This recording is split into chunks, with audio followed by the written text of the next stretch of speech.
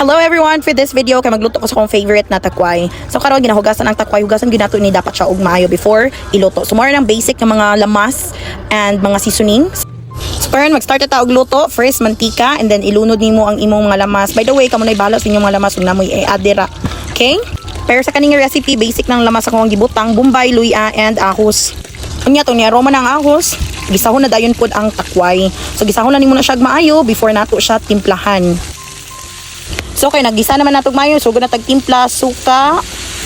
Depende lang yun sa inyong panglasa ha. So ako ra na siyang gitansya-tansya, pero gikap na ko siya. Nya tuyo, and then cubes, and then nor seasoning, then garlic powder, kay gusto kayo na ko garlicky ang flavor. And then paminta, laurel, and then pahubason mo na siya until mag-thicken ang iyang sauce. And then mo lang dahil na siya, lami na kayo ni. So pag human sa timpla ko siyang gitakluban, unya nahubas na, tagtaod, luto na ni. So mara dayon ni hubas among bahaw ani. Okay, salamat sa pagtanaw. Bye.